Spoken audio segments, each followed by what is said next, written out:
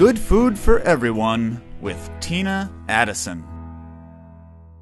Hello, I am Tina Addison and I'm all about good food. Over 312 million people live in the USA. According to the United States Department of Agriculture, 50 million of our citizens are currently living in hunger. This translates to 1 out of every 6 people. In September 2010, I founded a company called Good Food for Everyone. Our mission is to raise money and the awareness of the need to provide nutritious food to food pantries.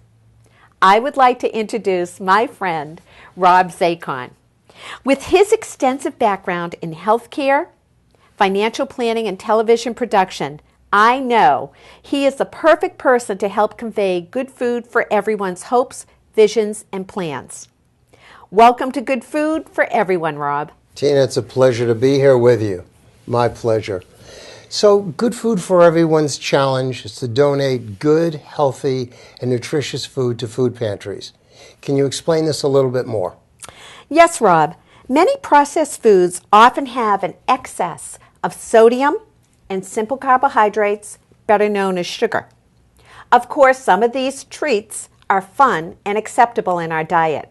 However, too many can add stress on our system and lead to health problems such as hypertension and diabetes. As a nurse for nearly 40 years, I know that these 2 diseases are the springboards for a large majority of our medical problems, including the #1 leading cause of death, heart disease. Today, Rob, we will talk about how to help our households that live in hunger. Specifically, I will share with you the importance of nutritious food in food pantries and how and why it is important to organize and cultivate a volunteer community garden. Tina, please share with us, what was your inspiration for Good Food for Everyone? Having been a contributor to food pantries in the past, I remember seeing tables overflowing with processed foods. I quickly became aware that I was adding to the high sodium and simple carbohydrates with my own contributions of unused jars of pickles, sugared cereal, and white pasta that I no longer serve to my own family. So I asked myself, why am I not also providing the pantry with good food? That's when I decided to bring nutritious food to food pantries. I began this journey by writing and illustrating a vegetarian cookbook where the profits would be donated to the pantries. Well, that wasn't quite enough for me. I also wanted to bring a selection of fresh produce directly to my town's food pantry. I have an inbred passion for gardening that I come by naturally. Rob, you see, I am a real farmer's daughter. I was raised on a dairy farm in North Brookfield, Massachusetts. As soon as I was able to walk, my mother began teaching me about gardening. Although she died when I was 10 years old, I still remember her words of wisdom and tips about gardening that I practice to this day. So combining my love of gardening with my passion for good nutrition, I spearheaded the Norfolk, Massachusetts Volunteer Community Garden.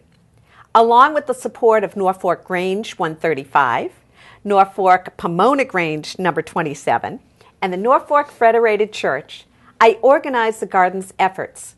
This garden was a small beginning of what I hope will grow into a huge ending.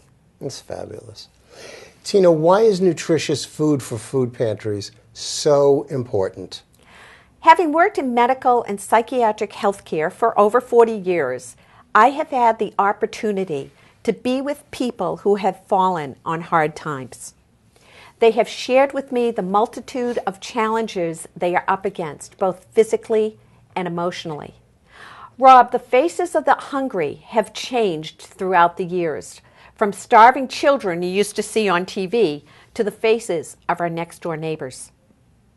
Today, our nation is faced with an alarming increase in obesity, hypertension, and diabetes. These diseases emphasize the need for good food as a fundamental asset to maintain good health. Tina, what are your visions for Good Food for Everyone? Rob, I envision writing additional cookbooks and continuing to donate the profits to food pantries. Furthermore, I hope to expand the concept of local volunteer community gardens. My dream is that towns across the nation will be better equipped to provide more fresh produce for their own hungry neighbors. And hopefully, someday, good food for everyone can even play a part in ending the fight against hunger. How do you plan on promoting your ideas and your visions? Well, I want to be able to speak at community organizations about good food for everyone. At these talks, I also have book signings, and the profits go to that town's food pantry. I also talk about and teach the process and importance of volunteer community gardens as a means to help food pantries provide nutritious food. Tina, what are these volunteer community gardens, and really why are they important to the world?